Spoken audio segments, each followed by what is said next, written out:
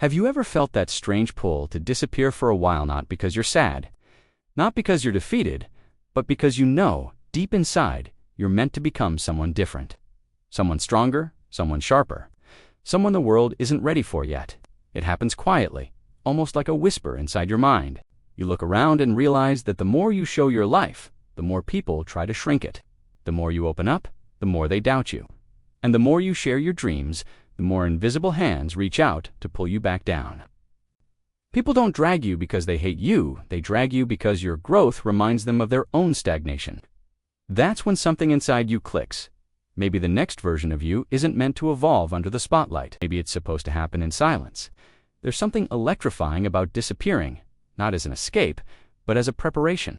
You stop explaining yourself. You stop advertising your progress. You stop giving people access to your life like it's a free open house. And suddenly you feel this strange sense of power, a power that comes from becoming unavailable. But disappearing isn't about deleting your social media or hiding from the world. It begins somewhere deeper. With silence, your mouth has betrayed you more than your enemies ever have. Every friend you opened up to, every coworker you trusted, every relative you thought would cheer for you, how many of them celebrated your wins, and how many quietly hoped you wouldn't rise too high. The truth is, the moment you speak your plans out loud, you hand people the power to doubt them, to dilute them, to drain the magic out of them. So the first rule of disappearing is simple: talk less. Not because you're weak, but because you're finally becoming wise. You learn to catch thoughts before they slip out. You learn to smile instead of explain. You learn to move instead of announce. You become a mystery again. And mystery is power, because the less people know, the less they can interfere. The second phase of disappearing is even harder. You stop caring what anyone thinks. This one requires a psychological transformation. For most of your life, you were conditioned to seek approval: parents, teachers, society. But growing into your next version means you stop performing. You stop needing validation. You stop seeing the world as a crowd you must impress. Instead, you create a single audience in your mind: the future you. The version of you who's disciplined, focused, respected, unrecognizable from who you are now. And you ask one question before every decision: would they be proud of this? When you shift your focus from pleasing others to impressing your future self, you become unstoppable. And strangely, freer. Because suddenly, the chatter of the world doesn't matter. They lose their influence. They can't control you anymore. Now comes the hardest part: hiding your plans. There's a reason ancient warriors kept their strategies secret. There's a reason successful people don't broadcast their steps. Every time you reveal your plans, your brain gets a false sense of accomplishment, as if speaking it was the same as doing it.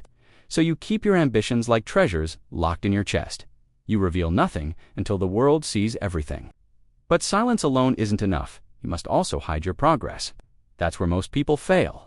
They disappear for a week, go to the gym twice, read a few pages, make a little money, and suddenly they reappear with a loud announcement: I'm back, I'm changed, I'm grinding now. And within days, they collapse back into the old version of themselves. Real transformation doesn't survive exposure too early. Progress is fragile when it's young.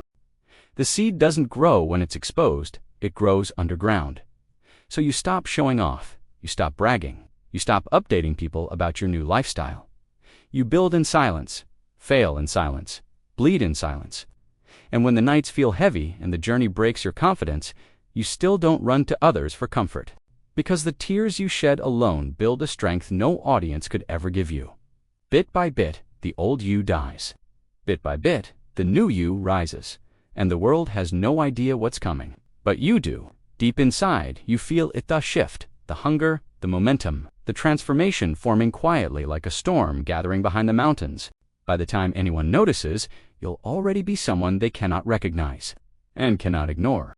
Once you disappear and the noise of the world finally fades, something unusual begins to happen. You start hearing yourself again. Not the version of you shaped by expectations, pressures, and outside voices, but the real you. The part you abandoned years ago because you were too busy surviving, pleasing, pretending, and performing. At first, the silence feels uncomfortable because you're used to distractions, notifications, validation, and opinions filling every corner of your mind. But in the shadows, those voices fall quiet, and what replaces them is clarity. This is where the real work begins. Not the glamorous work, not the Instagram-worthy moments, but the lonely, unfiltered rebuilding of yourself from the inside out. You start choosing your targets, not randomly, but with surgical precision. You look at your life and say, this version of me is no longer enough. And you define the exact areas you're going to transform. Maybe it's your body, because you're tired of feeling weak. Maybe it's your mind, because you're tired of living in chaos. Maybe it's your finances, because you're tired of surviving instead of living.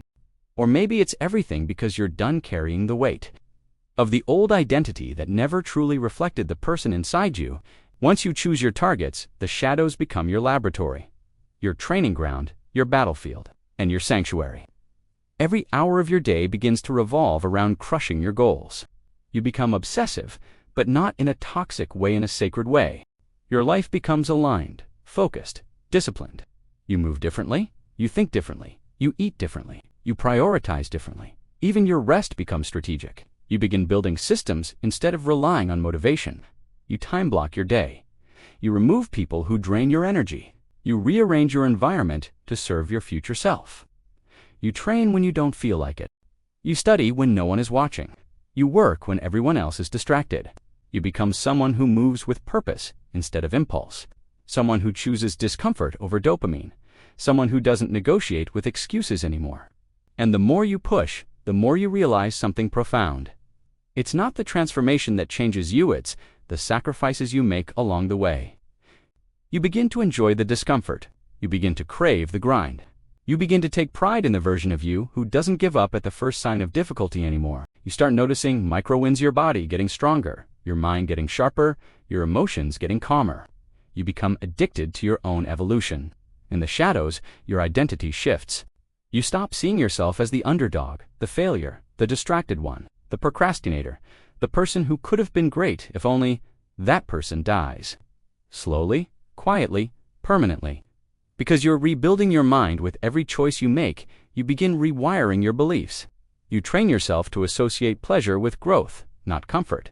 You teach your brain that happiness comes from effort, not escape. You discover a truth most people never realize. Transformation isn't about becoming someone new, it is about returning to the person you were always meant to be. And as your mind reprograms, your habits begin to follow. You wake up earlier not because you're forced to, but because you're excited. You train harder because you love the feeling of earning your progress. You focus deeper because you're addicted to mastery. You start feeling something you haven't felt in years, self-respect. And this self-respect becomes the fuel that keeps you going when the journey gets brutal. You'll face setbacks, you'll hit walls, you'll fail, you'll break down. But you'll no longer crumble the way you used to. You'll bleed in silence, but keep moving. You'll cry, but stay committed. You'll fall, but rise faster. And every struggle becomes part of your armor. Every mistake becomes part of your wisdom. Every lonely night becomes part of your evolution. The shadows become the birthplace of your new identity. And somewhere in the middle of this silent transformation, you realize something extraordinary. You don't miss the world you walked away from. You don't miss the noise. You don't miss the people who doubted you. You don't miss the life that kept you small. Because now, you're too busy becoming someone they will never understand and never forget. And then, one day, without planning it, without forcing it, without announcing it, something shifts. You wake up and realize you're no longer the person who disappeared months ago. Your mind feels different, quieter, sharper, disciplined. Your habits feel different, intentional, consistent, almost automatic. Your goals feel different, bigger, clearer, more aligned with the person you've become. You don't crave attention anymore. You don't crave validation. You don't crave applause. In fact, the idea of returning to the world feels strangely unnecessary because the shadows that once felt uncomfortable now feel like home. But transformation has a way of revealing itself, whether you want it to or not. You walk differently. You speak differently. You think differently. Your presence hits different. People can sense something has changed in you, even before you say a word. Some will be curious. Some will be intimidated. Some will try to pull you back into their comfort zone because your evolution threatens their stagnation. And some, those with unhealed insecurities, will try to pretend they don't notice. But it doesn't matter anymore because you're not reappearing for them. You're reappearing because the world you once hid from no longer feels bigger than you. You step back into your life, not as the same character, but as the upgraded version, calmer, stronger, more focused, more grounded. You don't react the way you used to. You don't get triggered by the things that once broke you. You're not controlled by emotions, impulses, or insecurities anymore. You respond instead of reacting. You choose instead of pleasing. You move with intention instead of desperation. And the most shocking part, you realize that the new you doesn't need the spotlight at all. You don't need to announce your achievements.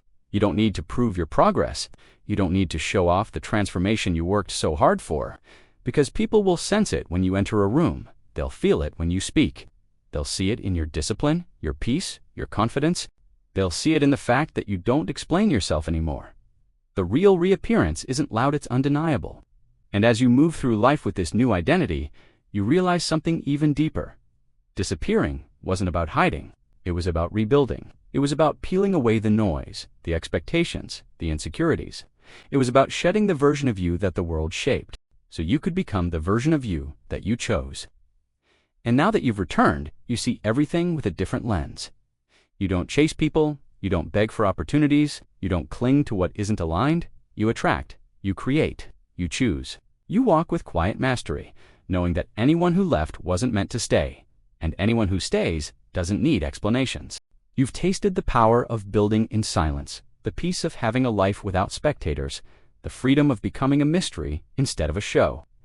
And now you understand why the world couldn't witness your transformation until it was finished. They would have interrupted it. They would have doubted it. They would have polluted it.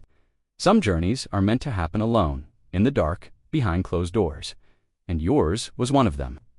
By the time you fully reappear, you realize a final truth. You didn't disappear to prove anything to anyone. You disappeared to rediscover yourself, to rebuild your identity, to rewrite your story. And now that you're back, you're not here to be seen. You're here to be felt. You're here to live, lead, and move with the kind of confidence that only comes from surviving the shadows. You no longer crave the old world because you've outgrown it. And from this point forward, you don't live for approval, you live for purpose. You don't chase transformation, you embody it. You don't seek the light, you carry it. And the world, whether it's ready or not, will never look at you the same again.